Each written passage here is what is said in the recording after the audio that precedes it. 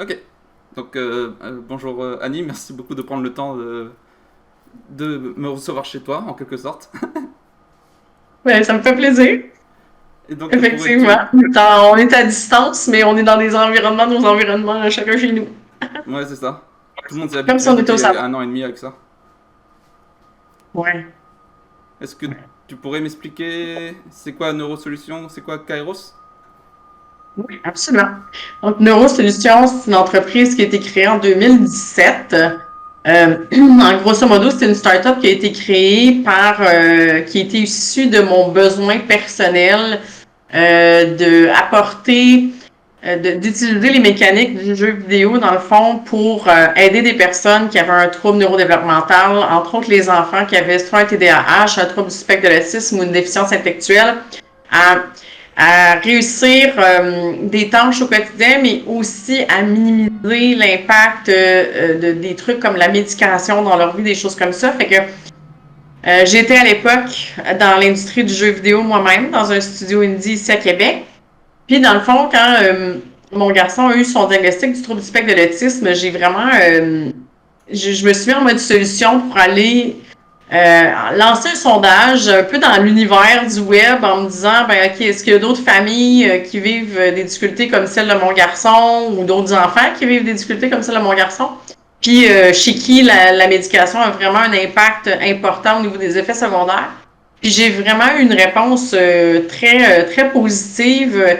Puis même en termes de quantité, il y a beaucoup de familles qui m'ont répondu.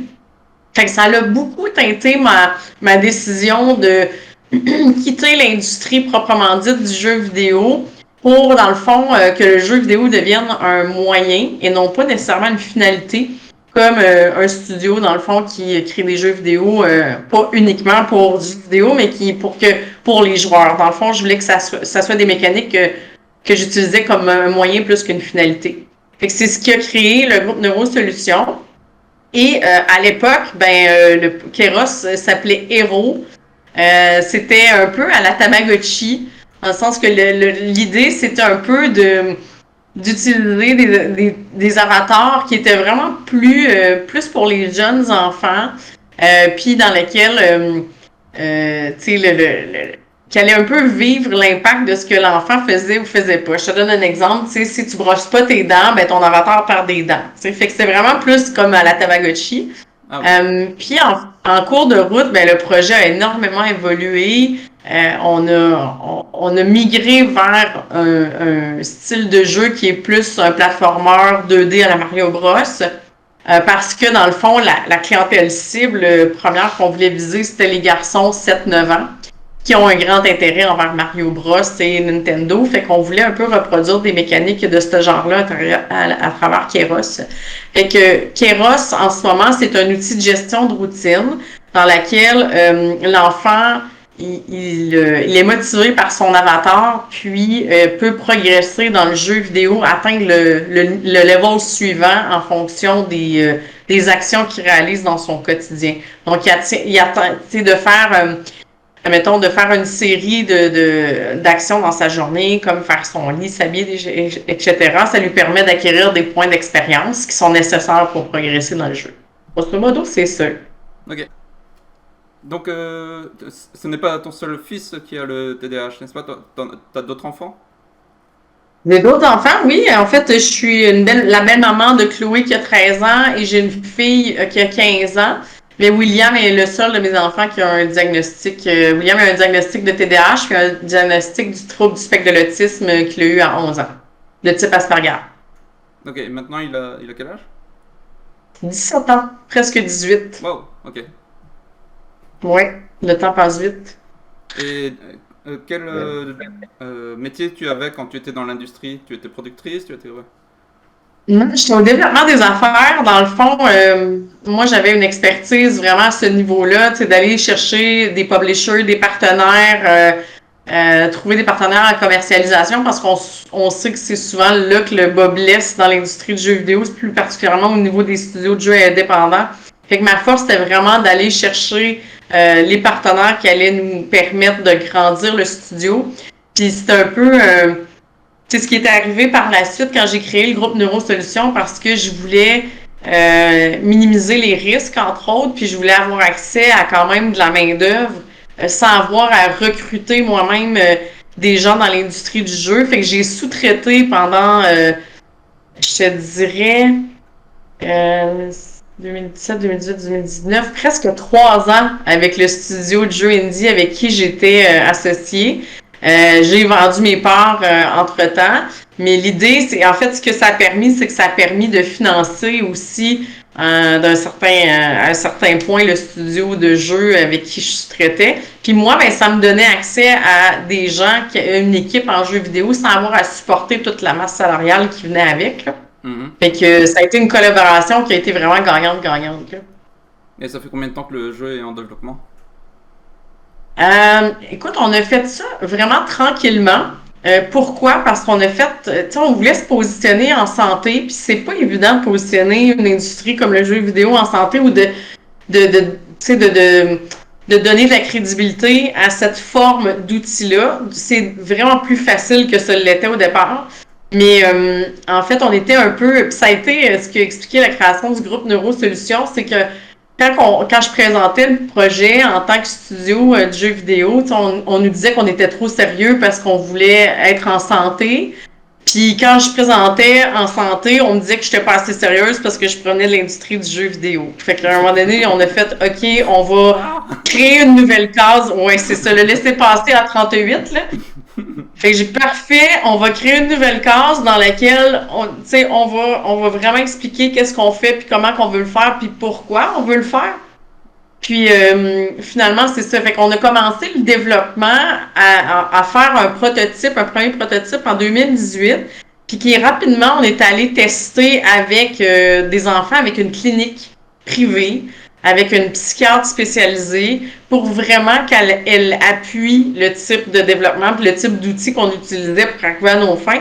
Ce qui nous a permis vraiment, après ça, beaucoup plus facilement d'aller mentionner que, OK, on a un appui d'une psychiatre qui est vraiment reconnue. Fait que, tu sais, ce qu'on fait, c'est pas tout croche. Mais ça a fait en sorte que on a vraiment itéré, on a fait beaucoup de focus group pour s'assurer que c'était adapté aux enfants qu'on voulait viser parce que Keros, il peut être utilisé par n'importe quel enfant qui a des routines au quotidien. Donc, probablement, pas mal tous les enfants. Sauf qu'on voulait on voulait s'assurer que ça soit adapté aux enfants, que il y avait des fonctions exécutives qui fonctionnaient différemment, comme la perception de temps, l'organisation pour qui c'était plus difficile. Fait que ça demandait plus de temps, plus d'itération, je te dirais, avec nos utilisateurs, tu sais, de dire, OK, c'est quoi le type d'avatar qui t'intéresse, tu sais, pour s'assurer que, tu sais, il allait être motivé par son avatar aussi. C'était quoi les mécaniques qui motivaient le jeune? C'était-tu la personnalisation de l'avatar, la personnalisation d'un quartier général, tu sais, la progression dans des différents jeux? Est-ce qu'on mettait des sous ou pas de sous? Tu sais, fait qu'on est allé valider toutes ces mécaniques-là.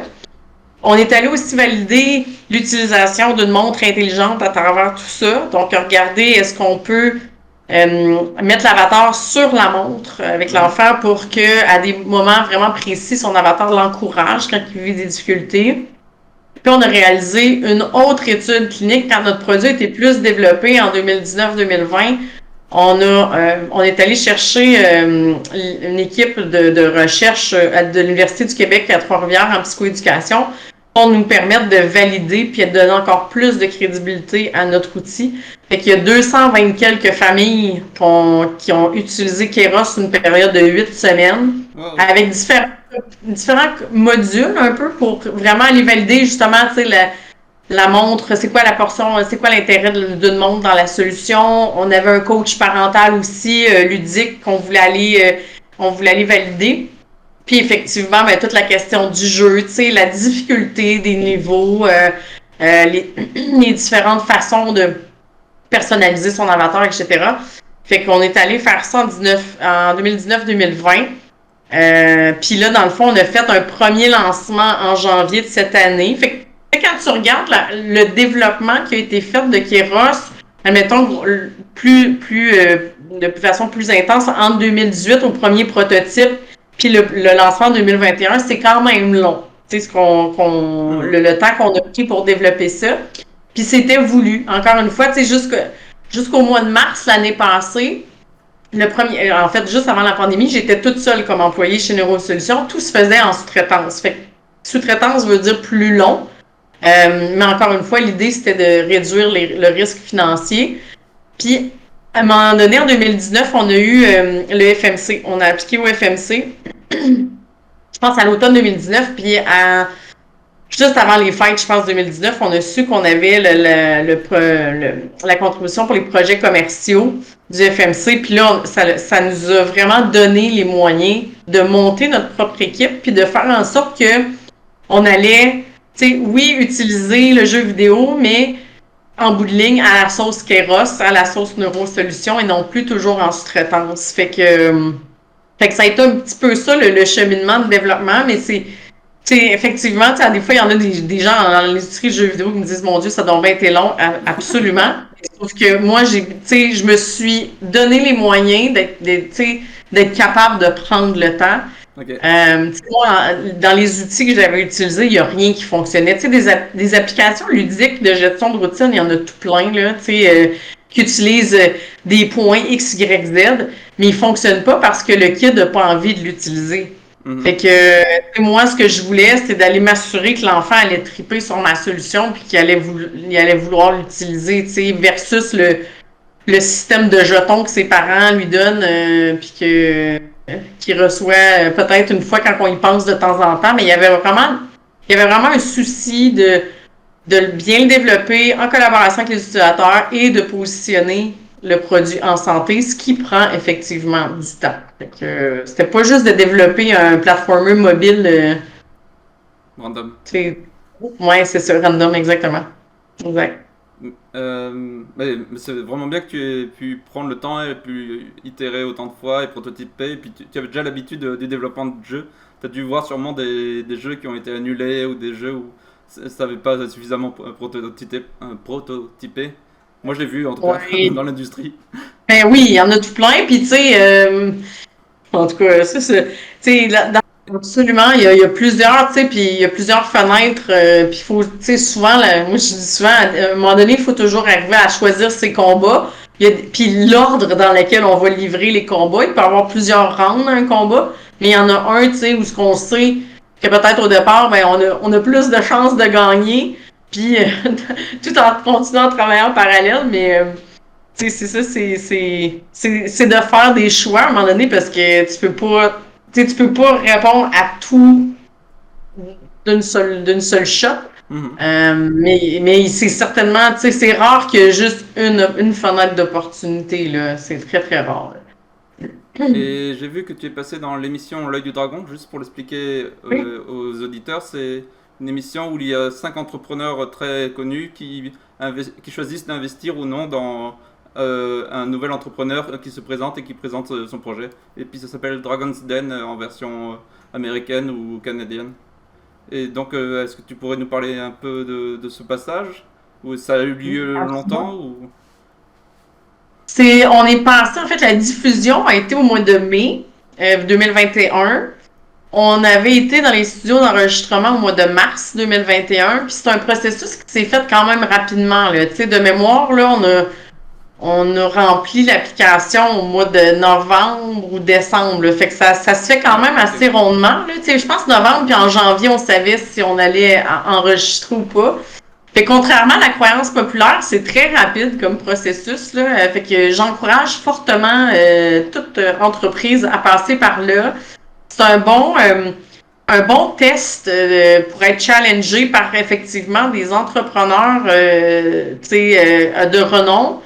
Puis en même temps, ben, c'est une super belle visibilité. Là. On se le cachera pas. Il y a quand même beaucoup de gens qui regardent cette émission-là. Puis malgré le fait que c'est un média qui est traditionnel, la télévision, il y a encore beaucoup de gens qui écoutent la télévision. Même si c'est en redifféré ou même en live ou par Internet versus le câble, à jadis, ça reste que les gens écoutent quand même encore la télé. Puis que ça permet d'aller chercher du contenu pour nos réseaux sociaux, des choses comme ça. Et puis les extraits vidéo sont repartagés de toute façon.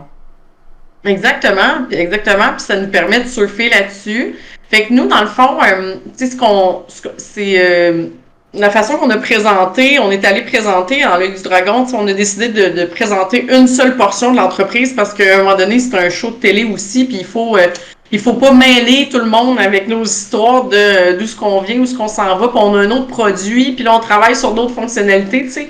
C'est keep it simple, vraiment ça le mot d'ordre. Puis on a eu une super belle réponse là, tu sais, on a eu trois dragons sur les 5 qui nous ont fait part de leur intérêt à investir. Puis il y en a 2 qui s'étaient regroupés, qui étaient Isabelle Chevalier et Christiane Germain. Fait que on a choisi d'aller avec ces personnes-là, parce qu'ils s'étaient mis à 2.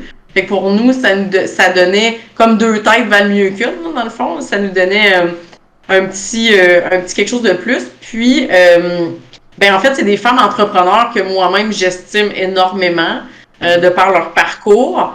Isabelle Chevalier avait un parcours avec son entreprise au niveau Bioca, tu sais, qui était dans les pharmacies, fait qu'elle avait une espèce de petite touche santé que je trouvais vraiment pertinente pour nous, pour notre développement. Fait qu'on est allé avec ces 2 personnes-là. On poursuit les discussions encore avec elles.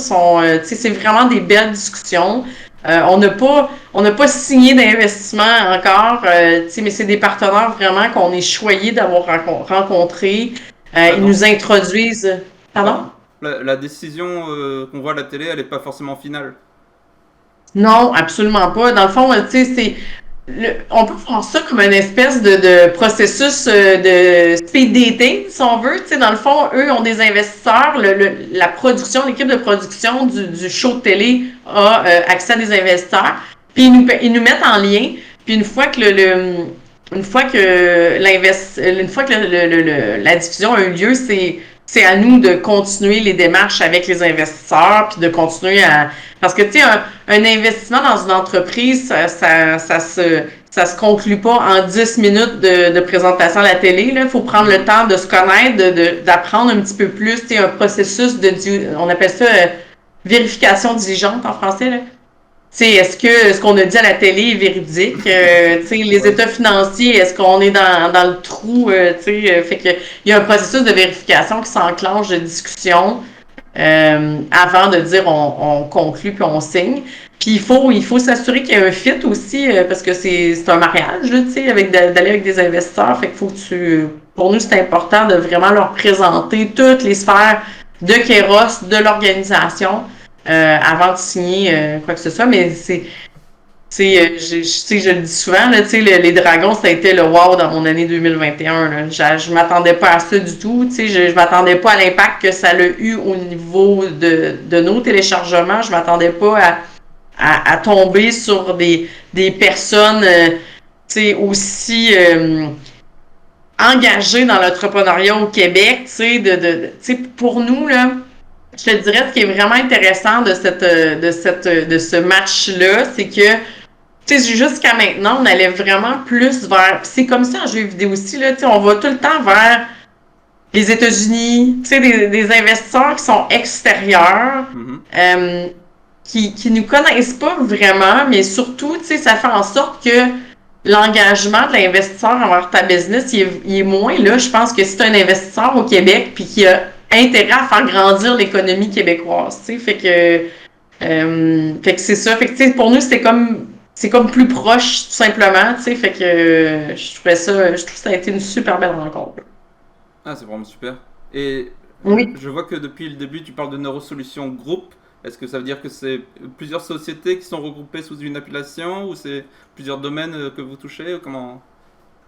Hey, ça, c'est un running gag chez nous parce que quand j'ai créé l'entreprise, je cherchais quelque chose de super simple qui allait dire ce que ça avait à dire. Puis, c'est drôle parce que les gens à branding chez nous, ils me disent que c'est pas très recherché, mais moi, je trouve que c'est excellent. Je vais t'expliquer le principe. Écoute, on cherche des solutions, on trouve des solutions pour des personnes qui ont des troubles neurodéveloppementaux, puis on fait ça en équipe. Fait que Neuro Solutions Group. Groupe Neurosolutions. Okay. Je voulais qu'on comprenne que je travaillais pas tout seul, puis qu'on travaillait pas tout seul, qu'on travaillait avec des partenaires. Je voulais que ça dise qu'on était, que nous, on trouvait des solutions où ce que les autres voyaient des problèmes. puis qu'on s'adressait aux personnes qui avaient un trouble neurodéveloppemental. Fait que, groupe Neurosolutions, c'est parfait. Neurosolutions était déjà pris. Pour ça, d'où le groupe Neurosolutions. Fait qu'on n'est pas plusieurs sociétés, c'est pas ça. C'était vraiment de dire, on travaille en collaboration avec, tu sais, on travaille en collaboration avec des universités, on travaille en collaboration avec des professionnels de la santé, des professionnels de la psychoéducation, du monde en TI, du monde en multimédia. Fait que c'était vraiment pour moi la formule qui convenait pour dire on est un paquet d'expertises différentes, mais qui travailleront toutes dans le même sens. D'accord.